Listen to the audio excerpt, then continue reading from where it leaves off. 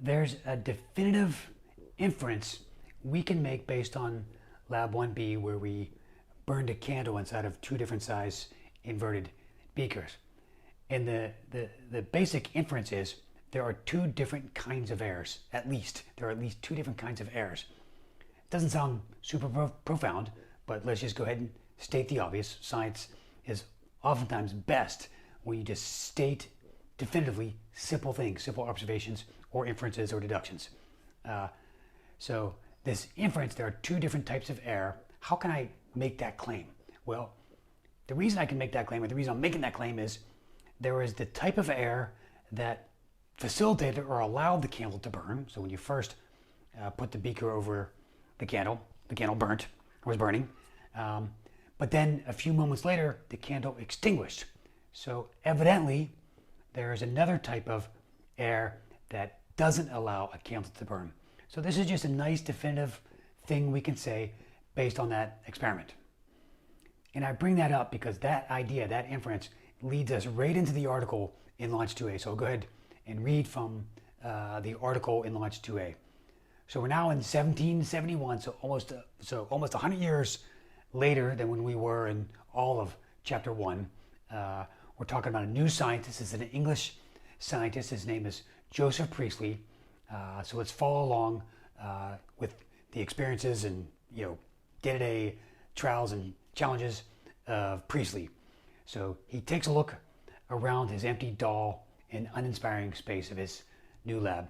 So Priestley, also a natural philosopher, also a budding scientist, and he smiles brightly at the possibilities for discoveries that this empty space will offer. Like his fellow scientists in this era, in the mid to late 1770s, he has fully embraced the chemical theory of phlogiston, which is now basically 100 years old, so it's pretty well established, pretty well accepted. So he's embraced this idea, which explains fire in favor of what we talked about in Chapter 1, this old Greek four-element theory that everything is fire, air, water, and earth. However, Priestley's certain there's more to the concept to explore and understand, believing a more solid grasp of the properties. And that's not surprising because we left some things unexplained in Chapter 1. So believing a more solid grasp of the properties of gases, this invisible stuff filling up his lab and our atmosphere, is the key to constructing a deeper understanding of phlogiston. He has focused his research on producing, isolating, and measuring the properties of gases. And you may remember in the Launch 1A video, I discussed the difficulty of making sense of this third state of matter, and that's actually isolating it and measuring it and capturing it and testing it. So he's on this. He quickly is becoming, in fact, he's quickly becoming one of the chief experts in this field of isolating and analyzing different types of these invisible things, these invisible substances. And he recently gained fame for inventing fizzy soda water. So if you ever enjoyed sparkling water or fizzy water, whatever you want to call it, you can thank Joseph Priestley for inventing the process to make it.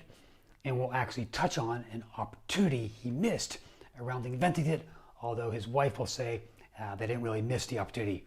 But again, we'll get to that in a bit. So he's aware that some gases have the properties such that when they're expelled into water, the gases turn the water into an acid. So a gas, just when you blow it on water into water, it turns that water into an acid.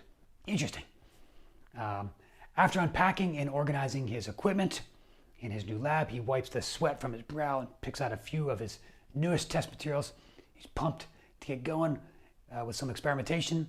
Seeing no reason to waste a perfectly good afternoon, he gets started. So let's follow Priestley's lead and chemically analyze the gases produced by fire. That the fire produce a gas which can cause water to become acidic. I'll say that again. Does fire produce a gas? Is the gas coming from fire? When you expel that into water, does the water become acidic or not?